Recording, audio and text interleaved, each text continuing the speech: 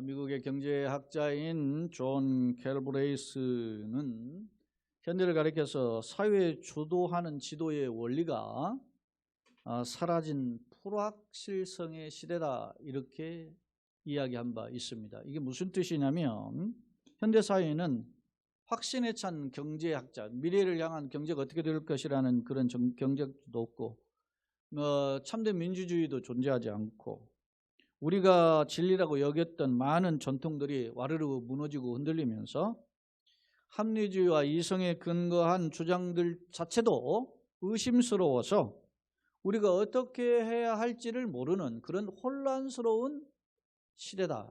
그래서 그는 불확실성의 시대라고 말했던 것입니다. 실제로 우리의 삶의 현장을 들여다보면 과거에 그런 거 말세야 라고 말했던 그런 생각이나 행동들이 버젓이 당당하게 벌어지고 있습니다. 대표적인 게 동성애와 같은 것들이고, 그리고 최근에는 강남에서도 실제 벌어졌던 일이죠. 20, 30대 젊은이들이 10만 원에서 30만 원 회비를 받고 자기가 데려온 파트너를 다른 파트너하고 바꿔서 거기서 무슨 섹스를 하는 그런 망측스러운 일들이 소위 판을 치는 그런 시대가 되어버렸습니다. 그 문제는 이러한 현상이 갈수록 보편화된다는 것입니다. 처음에는 망측스럽다고 생각했는데 그냥 해요. 패션도 어떻게 그렇게 입느냐 하는데 그렇게 입어요. 그렇게 하는 것이 그 큰 죄인 것 같지 않은 것처럼 여겨지면서 이제는 보편화되고 있다는 것입니다. 작은 사례예요. 오늘 그렇다면 우리가 이 세상을 보는 눈은 어떤가? 저는 여러분은 이 세상 속에 사는 기독교인으로서 그럼 우리가 어떤 자세로 살아가야 되느냐에 대한 기준을 가지고 계신가요? 혼탁해지는 세상일수록 성도는 변함없는, 어제나 오늘이나 영원토록 변함없는 하나님의 말씀, 천지는 없어지겠거니와 여호와 율법은 1.1획도 없어지지 하나님 말씀을 붙잡고 살아가야 돼요. 왜? 그 말씀이 하나님의 뜻이고 생명의 책이기 때문에. 그래서 그 말씀을 붙잡아야 됩니다. 그래서 오늘 시간도 여러분이 수많은 생각, 번잡한 생각들을 내려놓고 하나님의 말씀을 들으러 올라오신 줄로 믿습니다. 그렇다면 성경은 이런 방황하고 갈등하는 우리에게 어떤 말씀을 제공하고 계신가? 중요한 것은 말씀의 기준을 가지고 이 세상을 살다 보면 우리에게 찾아오는 세상의 기준들과 함께 충돌하는 경향이 왕왕 있다는 것입니다. 그럴 때 사람들이 갈등하는데요. 그러면 어떻게 해야 되느냐? 오늘 요나서는 나라와 나라가 전쟁하는, 특히 자신이 속한 나라가 다른 대적자의 이방인에게 짓밟히는 그런 복잡하고 힘든 시적 상황에서 자신이 가지고 있는 생각, 일종의 선민의식이거든요. 이걸 굳이 성경에서 보면 아집으로 바뀌는데, 선민의식에 빠져서 하나님의 계획과 뜻을 깨닫지 못하는 한 이스라엘의 선지자를 소개하고 있습니다. 그 사람은 우리가 잘 알고 있는 요나입니다. 그렇다면 요나가 활동하던 시대적 상황은 어땠는가 좀 한번 살펴볼 필요가 있습니다. 열왕기하 14장 25절에 보면 성경은 이렇게 기록해요. 열왕기하는 역대 남북의 왕들을, 솔로몬 이후에 남북의 왕들을 소개한 그 내용이 열왕기 하에 기록되어 있죠. 거기 14장에 보면 이스라엘의 하나님 여호와께서 그의 종 가드 헤벨 아미떼의 아들 선지자 요나를 통하여 하신 말씀과 같이 여로보암이 이스라엘 영토를 회복하되 하마력에서부터 아라바 바다까지 하였으니 라고 합니다. 혹자는 요나가 물고기 뱃속에 들어갔다 살았다라는 그런 것을 근거로 비과학적이다, 비현실적이다 해서 요나를 하나의 전설 속의 인물로 생각하는 경향이 있습니다. 그러나 열왕기하 14장은 역사의 기록이잖아요. 역사의 기록에 요나가 실제적 인물임을 분명하게 근거를 제시하고 있습니다. 자, 그러면 요나가 살았던 시대적 상황은 어떠냐? 앞서 소개한 여로보암 왕이 등장하죠. 여로보암 왕은 기원전 790여 년에서 750여 년 동안에 통치했던 약 40여 년, 41년인가 동시했던 그런 왕인데요. 그때 이스라엘이 그 다윗 이후에, 다윗과 솔몬 이후에 최고의 전성기를 구가하던 시기예요. 그때는 남왕국 유다와 북왕국 이스라엘로 나눠져 있는, 남왕국은 2지파로 작고 북왕국은 10지파로 규모가 컸죠.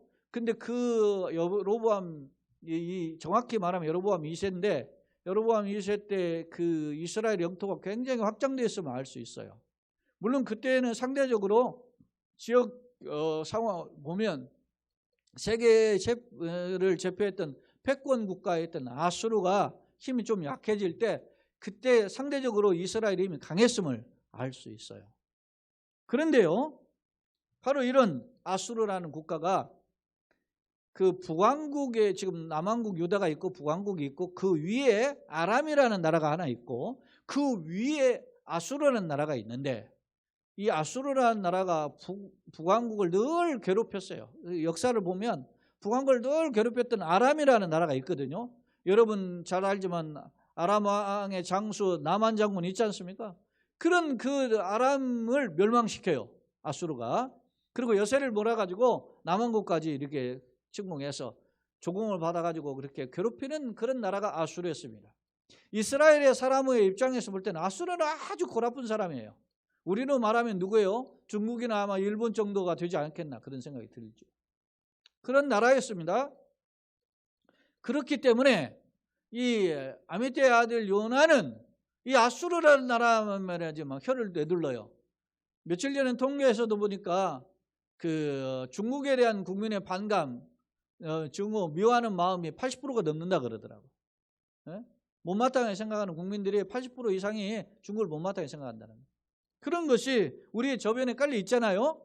마찬가지로 당시 요나에게는 이런 아수르에 대한 그런 증오, 싫어함, 이런 것들이 많았음을 알 수 있습니다. 바로 이러한 상황에서 하나님께서 아미떼를 이스라엘 증거하는 대적자의 나라인 아수르의 수도인 니느웨에 가서 하나님의 심판을, 너의 죄악이 극에 달아서 하나님이 심판해 버릴 것이다, 그렇게 선포하라고 명령하십니다. 자, 요나서 1장 1절로 3절 말씀 한번 살펴보면, 요나는 니느웨로 가서 하나님의 명령, 심판의 명령을 외치라는 말씀을 듣고도 어떻게 해요? 다시스로 도망하는 불순종을 해요. 자, 여호와의 말씀이 아미떼 아들 요나에게 말하니라. 이르시되 너는 일어나 저 큰 성읍 니느웨로 가서 그것을 향하여 외치라. 그 악독이 내 앞에 상달되었습니다 하시니라. 그러나 요나가 여호와의 얼굴을 피하려고 일어나 다시스로 도망하려 하여 욥바로 내려갔더니 마침 다시스로 가는 배를 만난지라. 여호와의 얼굴을 피하여 그들과 함께 다시스로 가려고 뱃삭을 주고 배에 올랐더라. 이렇게 표현하고 있어요. 그러니까 니느웨는 뭐냐면 아수르의 수도인데 이스라엘로 따지면 동북쪽에 있어요. 북쪽에서 약간 동쪽으로 치우친 곳이 있단 말입니다. 그런데 다시스는 지금으로 우리가 삼으면 스페인 정도로 여겨져요. 그러니까 서쪽에 있죠. 쪽에 있는 지역으로 도망간 거예요. 동쪽의 반대쪽으로, 이제 반대편으로 도망가면 내가 하나님 낯을 피해서 하나님 거기에서 안 계실 것이라, 이런 생각하고 도망간 거죠. 자, 그렇다면 하나님의 명령은 절대 명령이죠. 절대 순종을 요구합니다. 그럼에도 불구하고 하나님의 선지자가 왜 하나님의 얼굴을 피하여 도망했을까? 앞서도 언급했지만 그것은 하나님에 대한 반항심보다는 평소 이스라엘 괴롭혔던 아수르에 대한 그 요나와 이스라엘 백성들의 반감의식입니다. 다른 놈들은 다 잘 되더라도 중국이나 일본은 망해야 된다고 생각하는 것이 우리들의 생각이잖아요. 그런 생각이 요나에게 강했던 것입니다. 때문에 아수르는 이방인이고 대적자고 아수르와는 상종하고 싶지도 않았기 때문에 가고 싶지 않았던 거예요. 근데 하나님 명령인데 어떻게 피할 수 없으니까 도망간 거예요. 착각한 거죠. 내가 여기에서 있으면 안 갈 수도 있을 거 아닙니까? 그럼 여기에서는 하나님 계시니까 피해서 저 다시스로 가면 하나님이 거기에는 없을 거야, 이런 생각을 하고 간 거예요. 그러니까 아직도 여전히 요나는 하나님에 대한 수준이 낮은 그런 레벨임을 알 수 있어요. 오늘날 우리가 굉장히 수준이 높은 차원의 하나님을 알고 있는 거죠. 그런데요, 요나가 보세요. 하나님은 절대 주권의 하나님이죠. 무수부지의 하나님이 어디 안 계신 곳이 없이 계신 게 하나님이에요. 그런데 그걸 피해서 도망간다. 웃기는 이야기거든. 그런데 그 당시에는 지역신의 개념이 강했단 말입니다. 예를 들어서 뭐 가나안 땅에 뭐 하는 하나님, 또 바알 뭐 이런 식, 뭐 바벨론은 마르도 뭐 이렇게 이집트에는 뭐 예를 들어서 태양신 뭐 이런 식으로 지역신의 개념이 많았기 때문에 지금 이 요나도 그런 생각을 한 거예요. 하나님이 우리가 있는 곳에만 계시고 다른 데는 없지 않나, 이런 생각을 한 거예요. 여러분, 이런 생각이 창세기에도 나오죠. 창세기 24장에도 보면 야곱이 어떻게 도망가죠? 바다나로 도망가는데 어떻게 해요? 루스에 있을 때 하늘에 잠잘 때 저녁에 하늘의 문이 열리고 사닥다리 열리고 천사들이 오르락내리락 하죠. 그때 야곱이 깨닫죠. 하나님이 여기 계신 줄 내가 알지 못했다. 근데 하나님은 한술 더 떠요. 뭐라고 해요? 네가 어디로 가든지 내가 너와 함께 하겠다. 그러니까 야곱은 생각하기엔 자기 할아버지와 아버지가 있었던, 아브라함과 이삭이 있었던 부엘세바 그곳에 하나님이 계신 줄만 알았는데 자기가 도망가는 이 베델에도 있는 거예요. 그래서 그걸 하나님의 집이라고 이름을 바꾸는 거예요. 그런데 하나님 한술 더 떠서 네가 어디로 가든지 너와 함께 하겠다. 할렐루야. 그런 하나님을 우리가 깨닫고 만나보기를 예수님의 이름으로 축원합니다. 오늘 이 요나가 그걸 깨닫지 못하고 지금 도망갑니다. 문제는 도망가다가 다시 가는 배를 탔다가 요빠에서 탔는데, 요빠가 지금의 이스라엘의 수도가 텔아비브거든요. 텔아비브 바로 밑에 한 5km 떨어진 지점이 거의 같은 동네예요. 거기에 있는 항구 도시인데 거기에서 배 타고 이제 떠나는데, 그 배를 타고 주중에 바다에 들어갔더니 이제 거센 폭풍을 만나게 됩니다. 우리로 말하면 이제 태풍과 같은 그런 거대한 소위 윌윌려 같은 광풍을 만나게 된 것 같아요. 그렇게 풍랑을 만났는데 그 배에 탄 사람들 살기 위해서 막 각각 자기의 신을 부르다가 배 밑창에 보니까 태평하게 잠자고 있는 요나를 발견하게 됩니다. 너는 막 지금 이렇게 죽게 생겼는데 여기 와서 한가하게 태평하게 잠을 자냐? 너희 하나님께 구하라. 그러니까 요나가 이 풍랑의 원인이 자기로 말미암아 일어나는 것을 깨닫고 이 사람들에게 나를 던지라. 그러면 이 바다가 잔잔할 것이다. 이렇게 이야기해요. 그렇게 하고 사람들이 망설이다가 풍랑에서 배가 뒤집어질 것 같으니까 결국 요나를 바다에 던지죠. 던지는데 하나님이 큰 물고기를 내배해서 그를 삼키게 하셨어요. 그럴 때 물고기 뱃속에서 하나님 자기의 잘못을 깨닫고 회개하는 기도가 요나서 2장입니다. 그 중에 2장 4절을 한번 보겠습니다. 2장 4절에 내가 주의 목전에서 어떻게 해요? 쫓겨났을지라도 다시 주의 성전을 뭐요? 바라보겠나이다. 하나님, 내가 말 안 듣고 이렇게 해가지고 하나님이 책망을 받았어도 내가 하나님의 성전을 바라보겠나이다. 할렐루야. 회개하는 모습이 아름답죠? 자, 또 봅시다. 7절로 9절의 말씀을 보니까 요나가 간절히 기도하는데 뭐라고 하냐? 내 영혼이 내 속에서 피곤할 때 내가 여호와를 어떻게 해요? 생각해야 돼. 여러분, 사랑하는 성도 여러분, 힘들고 어려울 때 하나님을 생각하는 은혜가 있기를 예수님 이름으로 축원합니다. 아멘. 주님을 생각해야 돼요. 그렇게 생각했더니 내 기도가 어떻게 주께 이르러서 상달됐다는 거예요. 이르러서 싸우며 주의 성전에 어떻게 해요? 미쳤나이다. 하나님에게 내가 부르짖고 간구하는 탄식하는 그런 눈물의 간구가 하나님이 기억하신 바가 된 줄로 믿습니다. 그런데 그러면서 거짓되고 헛된 것을 숭상하는 모든 자는 자기에게 베푸신 은혜를 버렸사오나 나는 어떻게 해요? 감사하네. 뒤늦게 깨달은 거예요. 감사하는 목소리가 주께 제사로 드리며 나의 손을 주께 갖겠나이다. 이제 하나님 앞에 나의 몸과 마음을 드리면서 하나님의 뜻대로 나의 소원을 이제 하나님께 갚는 그런 사람이 되겠습니다 하고 결단해요. 그러면서 구원은 누구께? 여호와께 속하였나이다라고 고백을 해요. 자, 이제 정리하면 요나는 역경의 풍랑을 만나자 재앙의 원인이 뭐요? 자신의 불순종 때문이다라는 걸 깨닫고 사람들 앞에서 날 던지라 그랬죠. 더욱 중요한 것은 그가 물고기 뱃속에 들어갔을 때 하나님께 철저히 회개하며 기도했다는 것입니다. 특히 그의 고백 속에는 하나님의 은총에 대한 감사와 이제는 주님의 뜻에 철저히 순종하겠습니다 하는 결단의 모습을 보여주고 있습니다. 자, 이러한 회개하고 결단하는 요나에 대한 하나님의 응답이 뭘까요? 자, 요나서 3장 2장 마지막 보면 하나님 물고기 레비에서 여호와를 토해내는데 중요한 것은 하나님은 그를 육지에 토해낸 다음에 요나에게 다시 찾아오십니다. 요나서 3장 2절로 5절에 보면 주님 뭐라고 말씀하시냐면 두 번째로 이제 요나에게 임하는 말씀인데 너는 왜 이렇게요? 일어나. 이제 선지자 노릇 하려면 일어나죠. 일어나 접근 성읍 니느웨로 가서 내가 네게 명한 바를 그들에게 선포하라 하신지라. 사랑하는 여러분, 하나님의 뜻은 내가 어떤 상황은 바뀌더라도 변하지 않아요. 그러니까 그 명령을, 이건 꼭 해야 될 일이라는 거예요. 요나에게.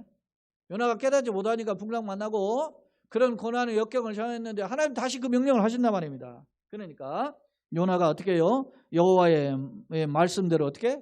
일어나서 니느웨로 가니라. 그리고 니느웨가 얼마나 큰 성읍인지 사흘을 걸어야 되는 만큼 걸어야 되는 큰 성읍인데 요나가 그 성읍에 들어가서 하루 동안 다니며 그랬어요. 하루 동안 다니며 외쳐 이르되 40일이 지나면 니느웨 성이 무너지리라. 그렇게 외쳤어요. 그랬더니 니느웨 사람들이 반응합니다. 니느웨 사람들은 하나님 믿고 금식을 선포하고 ቁ나 전자를 막론하고 굵은 베옷을 입었다. 우리가 읽지는 않지만 뒤에 보면은 왕을 비롯해서 막 전부 백성들이 말이지 베옷을 입고 회개하는 모습을 보이는 거예요. 하나님의 명령에 요나가 순종했죠. 그리고 사흘길을 다녀야 되는데도 그냥 하루만 다녔는데도 막 변화가 일어나기 시작합니다. 사랑하는 여러분, 요나의 메시지가 하나님 말씀만 대언하니까 역사가 일어난 줄로 믿습니다. 사랑하는 여러분 성경에 그렇게 기록되어 있죠. 하나님 말씀을 읽는 자가 복이 있습니다. 믿습니까? 하나님 말씀을 듣는 자가 복이 있습니다. 믿습니까? 하나님 말씀을 지키는 자가 복이 있습니다. 믿습니까? 왜요? 하나님 말 살았고 없는 게 자기 어떤 날성간보다 예리 홍과 영과 관절과 홀수를 찔러 쪼개는 능력의 말씀이기 때문에 그래요. 그러니까 우리가 그 말씀에 목숨을 걸어야 되는 거예요. 아멘 주여 말씀하여 주옵소서. 아멘 주여 주의 중에 듣겠나이다. 이런 변화가 있어야 되는 겁니다. 그런데 요나가 선포하니까 니네 백성들이 왕을 비롯해 백성들이 말이지 베옷을 입고 죄를 무릅쓰고 금식을 선포하고 회개하기 시작했습니다. 놀라운 역사가 일어난 겁니다. 자, 그러니까 이러한 회개하는 역사에 대한 하나님 반응은 뭘까요? 3장 10절에요. 하나님이 그들이 행한 것 곧 그 악한 길에서 돌이켜 떠난 것을 뭐요? 보시고 하나님이 뜻을 어떻게 했어요? 돌이키사 그들에게 내리려고 말씀하신 재앙을 내리자. 40일 지나면 내가 이 성을 멸하리라고 하시는 하나님의 뜻을 돌이켰습니다. 할렐루야. 이것은 무엇을 보여주는가요? 앞서 요나가 하나님의 명령을 듣지 않고 불순이가 다시 도망할 때 그가 바다에 던져졌지만 하나님은 그를 물고기를 통해 예비하셨고 그가 회개할 때 하나님은 다시 그에게 사명자로 세우신 은혜를 베푸신 줄로 믿습니다. 이건 뭘 보여주십니까? 하나님은요, 하나님 진노하신 하나님보다 은혜와 사랑이 크신 하나님인 줄로 성경은 보여주고 증거하는 거예요. 그런데 오늘 요나는 이스라엘 백성이니까 그렇다 치지만 심지어는 이방 땅에 아수르 당시의 최강의 나라였지만 폐역한 나라였잖아요. 그런 나라가 하나님 앞에 회개하고 돌아오니까 하나님 그 나라의 백성을 살려줬습니다. 할렐루야. 오늘 말씀은 매우 중요한 말씀 아닙니까? 하나님께서는 니네의 백성이 비록 하나님을 모르던 이방인이고 그리고 죄악에 가득한 백성들이지만 그들이 하나님의 진노 앞에 회개하고 돌아올 때 하나님이 그 진노의 계획을 거두셨다는 사실입니다. 이런 하나님은 뭐요? 진노의 공의의 하나님, 공의에 따른 진노보다 사랑의 근거하는 긍휼을 베푸시는 하나님이심을 보여주는 증거라는 사실입니다. 주목할 점은 여기에 따른 오늘 4장에 오늘 우리가 읽은 말씀이잖아요. 이에 따른 요나의 반응이라는 말입니다. 자, 오늘 요나의 반응 어떻게 했습니까? 요나서 4장 1절 2절에 보면 요나가 매우 어떻게 했어요? 싫어하고 성을 냈어요. 여러분 하나님께 성낸 놈은 이놈밖에 없다 생각해요. 하나님 앞에 싫어하고 성을 냈다는 거예요. 그 다음에 뭐라고 해요? 여호와께 기도하여 이르되 여호와여 내가 고국에 있을 때 이러하겠다고 말씀하지 않으시면 내가 안 간다고 했잖아요. 이 말이에요. 한마디로. 내가 안 간다고 안 그랬습니까? 그렇게 따지는 거예요 지금. 그러므로 내가 빨리 다시서 도망하였사오니 주께서는 뭐요? 그런데 은혜로우시며 자비로우시며 노하기를 더디하시며 인애가 크시사 뜻을 도시키사 대양을 내리지 아니하시는 하나님을 내가 알았습니다. 이 말씀 여러분 보세요. 이 요나서 4장 2절은 이런 대선지서 소선지서 17권의 주제 구절이에요. 대선지서와 수선지서에 하나님은 선지자를 보내가지고 심판을 말씀하는데 심판 이면에 하나님은 어떤 하나님이라는 거예요? 인애가 크신 하나님, 자비로우신 하나님, 노하기를 더디하신 하나님, 사랑이 풍성하신 하나님이라는 것을 증거해요. 할렐루야. 여러분 기억하시죠?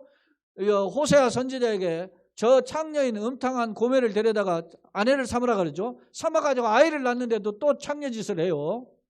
속전을 지불했는데도 창녀짓을 해요. 그처럼 하나님 뭐요? 사랑의 하나님이죠. 인애가 크신 하나님이다. 돌아오라 라고 하시는 하나님이신 줄로 믿습니다.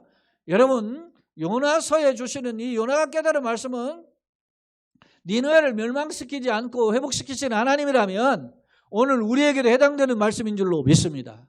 그러니까 오늘 우리가 붙잡아야 될 말씀이라 막. 우리가 냄새나요. 연약해 곁길로 가고 막 갈팡질팡해서 흔들리고 넘어져요. 그래도 하나님 앞에 돌아오면 하나님은 다시 한번 사는 기회를 허락하시는 줄로 믿습니다. 그러니 여러분 힘들고 어려울 때 낙심하고 게으르고 절망적일 때 이 약속을 붙잡고 일어서기를 예수님의 이름으로 축원합니다. 아멘. 여러분 보세요. 제가 대소선지자라고 했는데 대선지서의 첫 번째 선지자가 이사야 성경 아닙니까? 이사야 1장에 시작하는 말씀입니다. 오라! 우리가 서로 변론하라. 너희 죄가 주홍같이 물질지라 너희 죄가 진홍같이 붉을지라 눈과 같이 양털같이 이게 되리라. 믿습니까? 하나님은 은혜로우신 분이라는 사실을 요나가 깨달은 거예요. 근데 왜 불평합니까? 여러분 하나님이 자기를 살리신 거에 대해서 할렐루야 감사했어요. 그래 하나님이 이방의 백성도 살리시면 할렐루야 해야 되는데 요나는 싫어하고 불평하고 화를 냈다는 것입니다. 왜 그랬는가 보세요. 자 3절에 보면 요나가 어떻게 반항하는지 보세요. 3절에 여호와의 요나가 이제 내 생명을 얻어 거두어 가소서.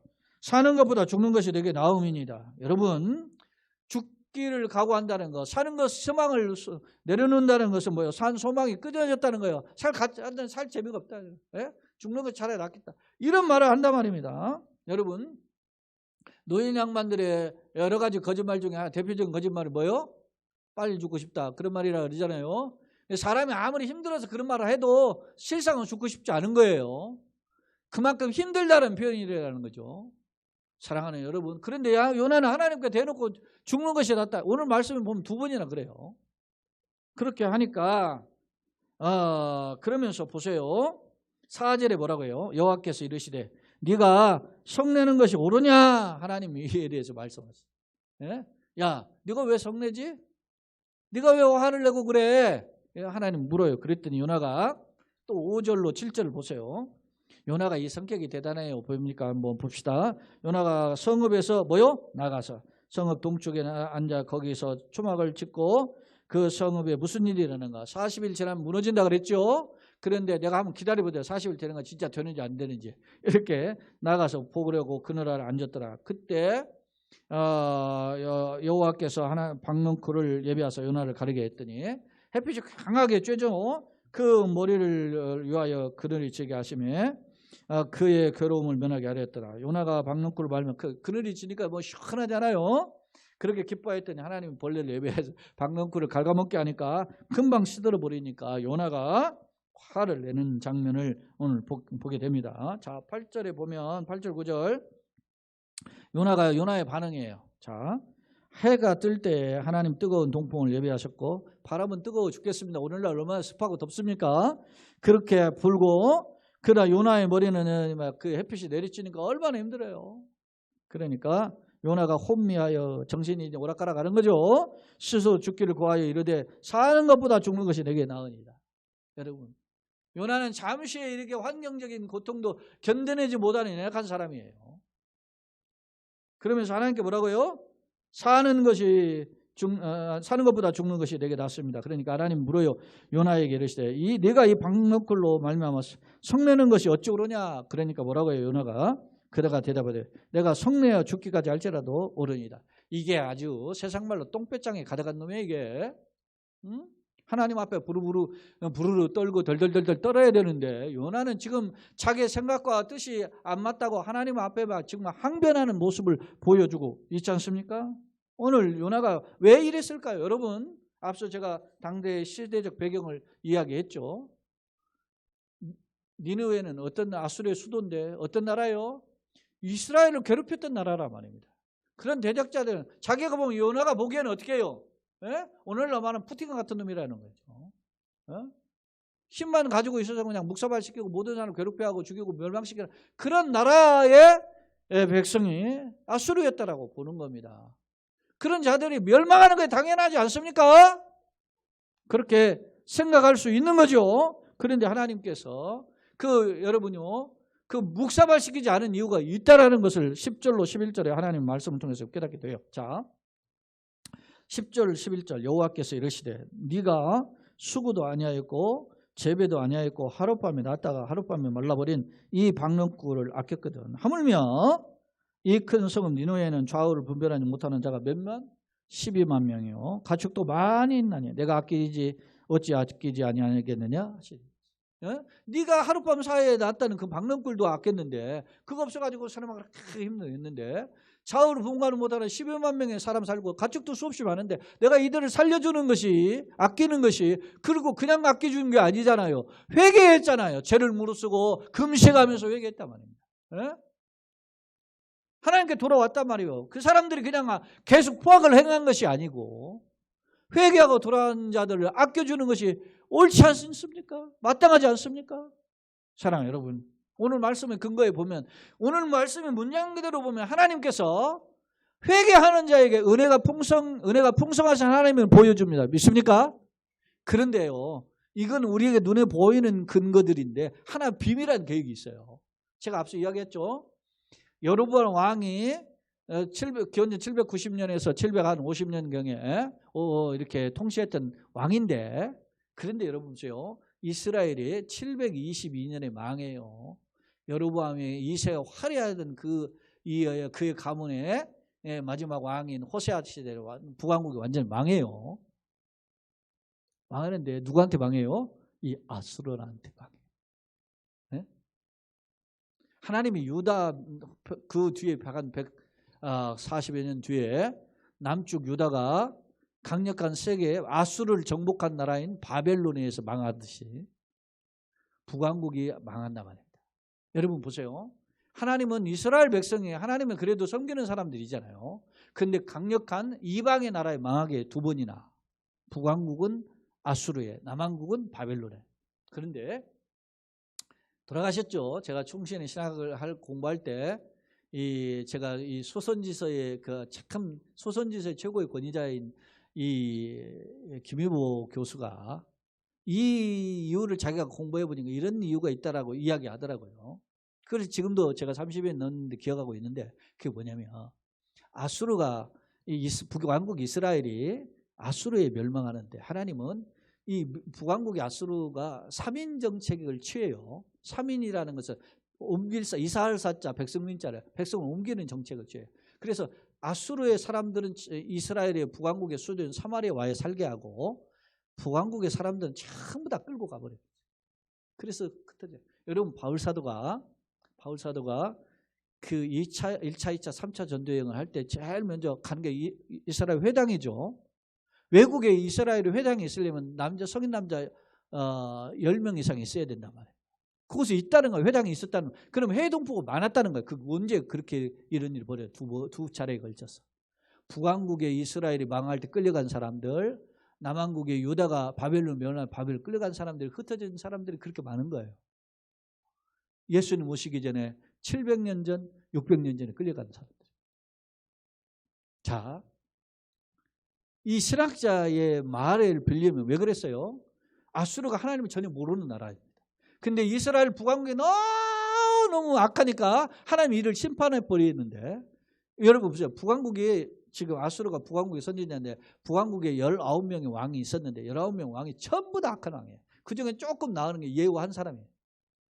전부 다 우상숭배하는 거야. 그래서 그들이 심판받아서 망하게 되는데 그 나라를 누가 망하게 해요? 아수르의 손에 의해서 망해요. 그런데요, 그 나라를 짓밟은 아수르라는 나라가 어떻게 해요? 그래도 하나님 백성 심판받아서 매를 맞는 백성이지만 그들이 누군가를 보호하려면 그 멸망시키는 나라의 마음을 준비시켜야 된다는 거예요. 그래서 선지자 요나를 보냈다는 겁니다. 보내서 그들의 마음을 어떻게 해요? 말랑말랑하게 바꿔놨다. 하나님이 누군가를 깨닫게 했던 선지자가 바로 요나라는 거예요. 근데 요나가 그걸 깨닫지 못하고 저 멸망받을 나라를 내가 왜 가냐고 땡깡을 피는 거예요. 세상말로. 그래서 죽기를 각오하고 죽기를 각오 하나님 뜻을 실천했는데 죽기를 각오 하나님 뜻을 대들은 그런 희한한 선지자의 모습이 요나예요. 사랑하는 성도 여러분, 말씀을 정리해 보겠습니다. 요나 한계는 뭐예요? 자기의 생각, 자기의 고정관념, 선민의식, 역사적인 의식, 자기가 가지고 있었던 생각이 완전히 바뀌지 않은 사람이 불과했어요.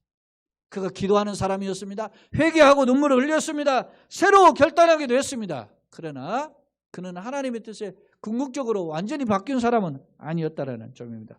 오늘 이것은 우리에게 무엇을 시사합니까? 오늘 우리가 하나님 은혜를 받고 생각을 바꾸고 하나님 뜻대로 살겠습니다. 열심히 순종하고 봉사도 헌금도 하고 전도도 합니다. 그러나 자기 생각대로 믿고 자기 생각대로 봉사, 자기 생각대로 교회도 다니고 그런단 말이에요. 여러분, 내 생각이 가득해도 하나님의 말씀이 들어왔을 때 내 생각을 끄집어내고 하나님 말씀을 채우는 것이 신앙인 줄로 믿습니다. 그래서 하나님 말씀을 들으러 온 거예요. 하나님 말씀에 내 생각을 고치고 내 삶의 방향성의 궤도를 수정하기 위해서 올라왔단 말입니다.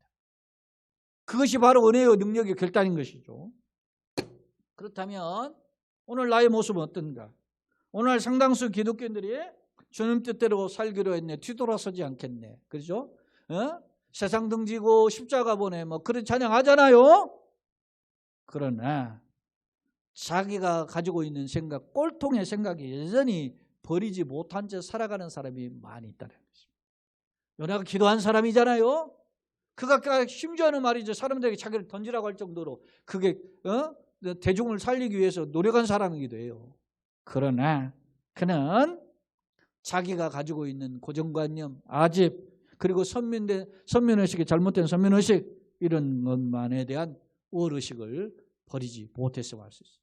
제가 예전에도 이야기했죠. 우리가 전도할 때 예수님은 천국 갑니다, 믿으면 불신 지옥입니다, 그렇게 하는데 그게 자꾸만 교회를 비방하고 대적하고 하면 화가 나고 가딱지는 그러면 지옥에나 가버려라 뭐 이렇게 말하는 경우도 있다 그러잖아요. 근데 그게 하나님 뜻이 아니라는 겁니다.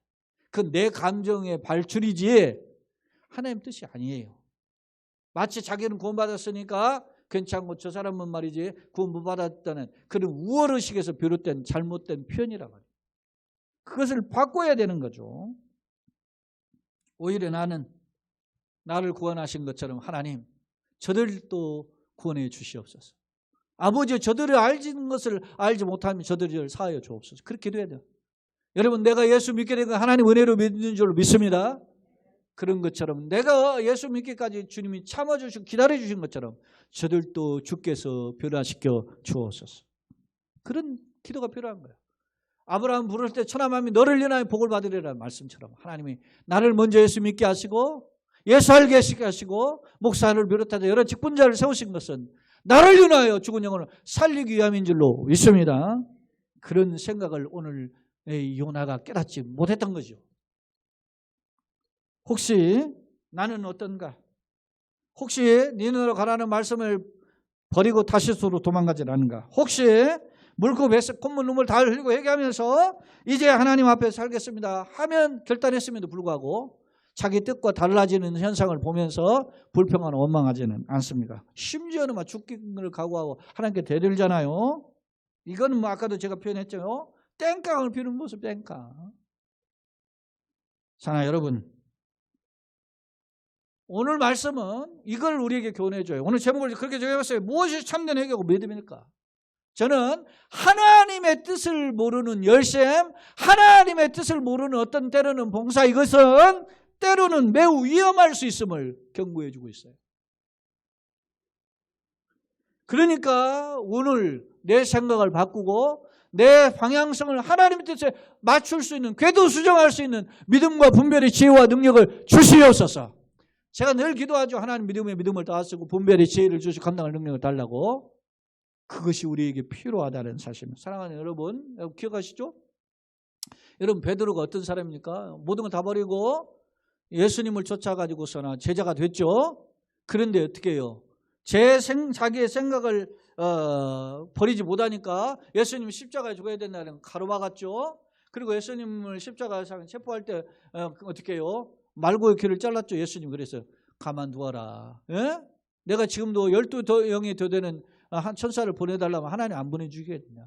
그러나 그러면 내가 이렇게 이루어지리라고 한 말씀이 어떻게 이루어지겠느냐. 예, 열심은 있지만 하나님 뜻을 모르면 그 시간 기도하기를 원했던 예수님의 뜻을 떠나서 그는 잠을 자고 자기의 헛된 열성으로 주님의 길을 가로막게 되는 것입니다. 여러분, 사울은 어떤 사람이었습니까? 하나님에 대한 열심히 특심한 사람 아닙니까? 그런 사람이 어떻게 스데반 돌로 죽인 거예요. 최초의 하나님 믿는 집사를 죽였던 사람이 바울이 아닙니까? 잘못된 열심이 얼마나 위험한지를 보여줘요. 탕명한 소장이 누구한테 죽었어요? 자기가 하나님을 믿는 기독교인한테 죽었잖아요. 왜? 자기네 교회를 이단이라고 한다고. 여러분, 가룟 유다는 모든 걸 다 버리고 헌신한 제자였으면 그런데 예수님 배반해요. 왜? 자기의 생각을 내려놓지 못하고 3년을 따라다녔는데 3년 마지막 끝물에 예수님이 죽기 전날 배반한 거 아니에요. 성만찬 자리에 있었는데 거기에서 먹고 내일을 하라고 하고 떡을 같이 듣는 놈이 배반한다고 했는데 그 집까지 하고서나 배반해버렸잖아요. 왜? 자기 생각을 내려놓지 못하니까. 오늘 나는 어쩐지 오늘 말씀을 통해서 돌아보기를 원합니다. 말씀에 누가복음 9장 23절 읽고 마치겠습니다. 예수님이 하신 말씀인데 아무든지 나를 따라오거든 자기를 부인하고 날마다 제 십자가를 지고 나를 따를 것이라 말씀하셨습니다. 여러분, 나를 부인할 때만 주님이 채워지는 줄로 믿습니다. 내 생각에 가다가면 주님의 은혜로 채워질 수가 없어요. 그러니 하나님이여 나는 아무것도 아닙니다. 어메이징 그래서 나 같은 죄인 살리신 전부의 의지여서 손 들고 주님의 은혜를 바라보면서 엎드릴 때 주님의 은혜로 가득 채워지는 은혜의 주인공, 축복의 주인공이 다 되시길 예수님의 이름으로 축원합니다. 바라기는 그런 성도의 가정 교회 되기를, 그리고 2022년 7월을 비롯한 하반기가 되기를 예수님의 이름으로 축원합니다. 아멘.